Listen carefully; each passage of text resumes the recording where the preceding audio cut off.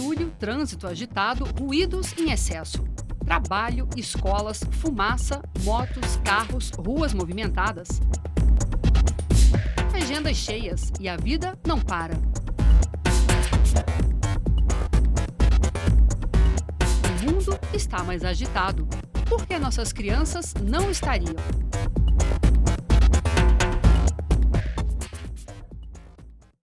Sabe o que é TDAH? Não, nunca nem vi falar. Você sabe o que é TDAH? Não.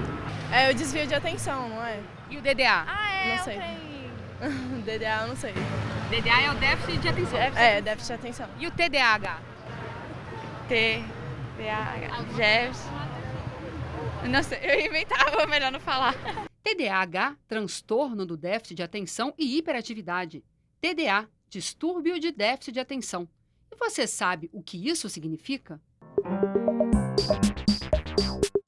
O que é o transtorno de hiperatividade e déficit de atenção ou distúrbio de déficit de atenção? E o que eu posso dizer para você é que isso é uma coisa só. O nome correto é síndrome de transtorno de hiperatividade com déficit de atenção, que é uma síndrome que se caracteriza por esses dois sintomas, sendo que você pode encontrar predomínio de hiperatividade ou predomínio da desatenção, ou então a associação dos dois. O déficit de atenção, mais conhecido como DDA, ocorre como resultado de uma disfunção no córtex pré-frontal, que está localizado no cérebro. Quando pessoas que têm DDA tentam se concentrar, a atividade no córtex pré-frontal diminui ao invés de aumentar. Mas o que é o córtex pré-frontal? O córtex pré-frontal, ele tem várias funções. A função primordial dele, que a gente pode falar, é a questão do planejamento, da organização. Então, é através do córtex pré-frontal que você vai organizar seu pensamento, as suas ideias. Lá, também, é responsável pelas funções executivas, que está diretamente relacionada com o aprendizado, com a compreensão, a memória de trabalho, né? Que é aquela memória quando você está recebendo a informação pela primeira vez, você tem que guardar aquela informação imediatamente. Então, por exemplo, eu te dou um número de telefone e você tem que guardar aquele número, né? Então, por 10, 15 segundos, você tem que guardar aquilo até escrever no papel. Então, se o córtex pré-frontal não funciona bem nessas situações, com certeza as funções cognitivas, de aprendizado, de compreensão, vai estar comprometida.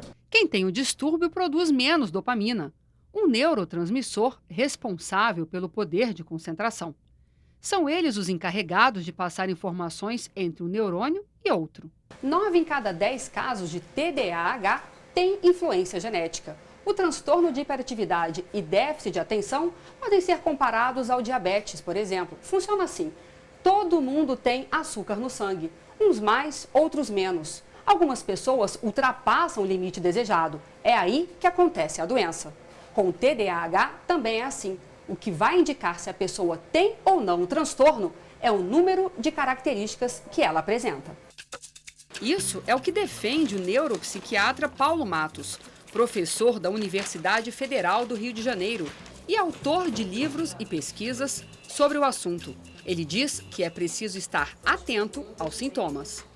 Vou dar alguns exemplos dos sintomas de desatenção e de hiperatividade e impulsividade que nós investigamos quando fazemos uma consulta para uma criança, um adolescente ou um adulto com TDAH. Exemplos de sintomas de desatenção: fazer muitos erros por falta de atenção, errar vírgula, errar sinal, ter dificuldade de manter a atenção quando, por exemplo, está fazendo uma atividade de lazer, está brincando e saber quando chega a sua vez de jogar, ter dificuldade de fazer as coisas até o final, parecer não escutar quando estão falando diretamente com ele, ter dificuldade de se organizar nas coisas, não gostar de tudo aquilo que exige muita concentração, quando a criança já sabe que vai ter que ficar 1, 2 horas sentadinha fazendo o dever de casa, ela evita o máximo que puder aquilo, viver perdendo as coisas, a lancheira, o casaco, a chave de casa, ser facilmente distraído por qualquer coisa no ambiente, o latido de um cachorro, uma sirene de ambulância, um barulho de um telefone, e esquecer-se das coisas no dia a dia, de recados para a professora, de pagar o carnê, de várias outras coisas. Esses são os 9 sintomas de desatenção. Quando o assunto é hiperatividade, os sintomas são outros. O primeiro sintoma são as pessoas ficarem mexendo as mãos e os pés quando estão sentados. Não conseguem ficar sentado parado. O segundo sintoma é não conseguir ficar sentado muito tempo. Toda hora levanta para beber água, fazer xixi, pegar alguma coisa, não fica muito tempo parado no mesmo lugar. Tem uma sensação de inquietação, está sempre necessitando fazer coisas, como se estivesse ligado na tomada. Quando brinca, não consegue brincar calmamente com os outros coleguinhas, está sempre brincando de forma agitada, falando alto, muito agitado. Fala demais, sempre parece que está a 1000 por hora a todo vapor, responde as perguntas antes dos outros terem terminado a pergunta, tem muita dificuldade de esperar a vez na escola, em filas, e vive interrompendo os outros ou se intrometendo quando os outros estão ocupados. Todo mundo pode ter 1, 2, 3 desses sintomas. O que vai caracterizar o transtorno é quando você tem muitos desses sintomas. Foi na infância que Mariana notou que alguma coisa estava diferente. Ela conta que quando começou a ler e escrever, foi um pouco difícil. Diz que ler até que foi rápido, já escrever... Eu aprendi a ler muito rápido, mas escrever era um pouco difícil. Eu tinha muitos erros ortográficos, a professora pegava muito no pé, quase reprovei a 2ª série, não reprovei porque passou adiante. E foi assim durante toda a vida escolar, até chegar na faculdade. Mas foi no curso de pedagogia que ela se deu conta e começou a se identificar. Eu comecei a perceber aqui na faculdade vendo os testes, porque na pedagogia você aprende a fazer teste com as crianças, ver as crianças, então eu comecei a me analisar e perceber, e aí eu fui ao médico, ao neurologista. E o que aconteceu? Aí ele passou um teste de perguntas e respostas, eu levei para minha casa, que era para ser feito com a família, eu fiz com a minha mãe, já na volta ele já disse que era TDAH e dislexia. Os dois juntos? Os dois juntos. Sempre fui muito de começar várias atividades e deixar todas pela metade do caminho, de começar um esporte e depois não querer mais, de começar um instrumento musical e não querer mais. No meu quarto tem um violão, guitarra, então eu sempre fui percebendo isso ao longo do tempo. Né? Isso te incomodava? Incomodava muito de não conseguir ficar quieta, entendeu? De querer ler e não conseguir terminar, ou livros mais clássicos, tipo Machado de Assis, não vai de jeito nenhum, porque eu começo, tem umas frases mais difíceis, por aí fica mesmo. É um transtorno que pode ser diagnosticado na infância, na adolescência e até na vida adulta. E é um transtorno que pode trazer muitas consequências desfavoráveis para o portador. No caso de crianças e adolescentes, por exemplo, eles têm um maior índice de repetição na escola, maior índice de expulsão da escola e também tem uma série de outros problemas. Por exemplo, meninas que tenham TDAH têm um índice muito maior de gravidez indesejada na adolescência e doenças sexualmente transmissíveis por conta do TDAH. Os meninos têm mais acidentes pessoais de cair, quebrar o braço, acidentes de veículos, acidentes com motocicleta, com bicicleta. E eles também têm uma incidência muito maior de problemas com drogas ilícitas e com álcool.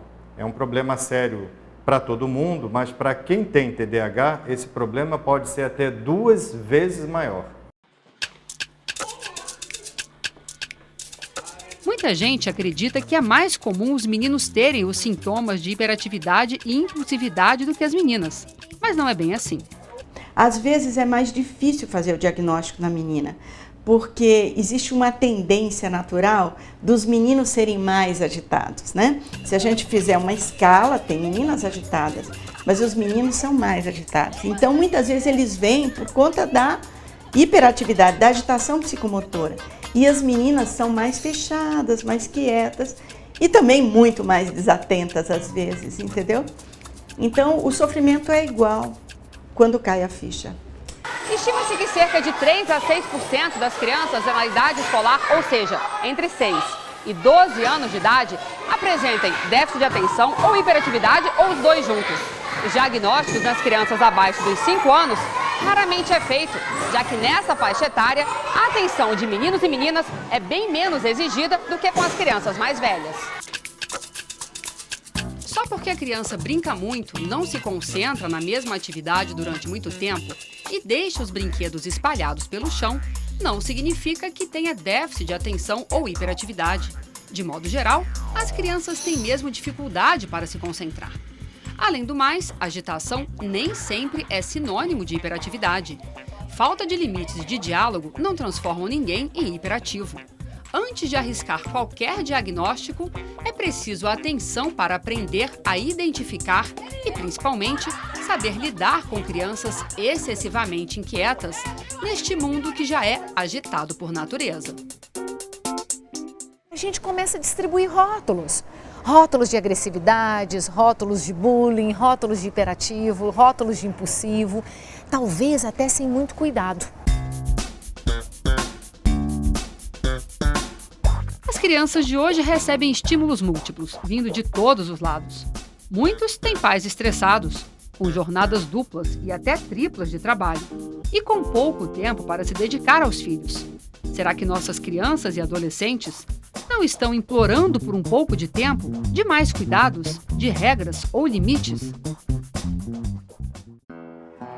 Geralmente, na infância, o TDAH é associado a dificuldades na escola e até mesmo no relacionamento com outras crianças, pais e professores. Muitas vezes, a criança é tida como avoada, que vive no mundo da lua, estabanada ou até mesmo ligada numa tomada de 220 volts. E como é difícil esse tal prestar atenção. Na sala de aula, haja esforço para se concentrar. A professora fala, mas a atenção está em outro lugar. O pensamento vai longe, voa. Ele se reproduz por conta própria? Mas será que é só falta de interesse na aula? Chamamos os meninos para conversar. Lucas e Davi têm diagnóstico de TDAH. Para eles, manter a atenção nas aulas é uma tarefa complicada. Não presta atenção muito na aula, porque eu fico conversando muito. A professora fala, eu não entendo o que ela está falando. E aí? E aí, eu tento prestar atenção na aula. Mas é difícil prestar atenção? É, mais ou menos. E o Davi, ele que começa a desenhar, aí eu presto atenção mais no desenho dele do que na aula, aí eu não consigo entender a aula direito. Porque o desenho é mais interessante do que a aula? Eu acho. E você senta onde? Na frente ou atrás? Tanto faz, mesmo. Eu escolho o lugar que eu sento. Quando você senta na frente, você presta mais atenção? Não, também não. Prestar atenção na aula é difícil. Por quê? Não sei, eu me distraio. O que chama mais atenção para poder se distrair? Qualquer outra coisa. Tipo o quê? Uma conversa. É mais legal a conversa do que prestar atenção. Qual é a matéria que você mais gosta? Ciências.